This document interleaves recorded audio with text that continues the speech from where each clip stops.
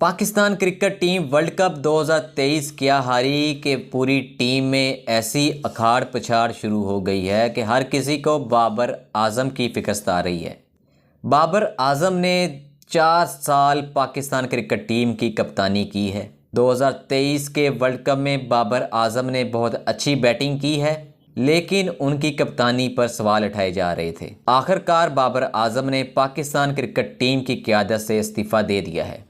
अब नए कप्तान शान मसूद हैं। शान मसूद भी बहुत अच्छे खिलाड़ी हैं, उनका स्ट्राइक रेट भी अच्छा है।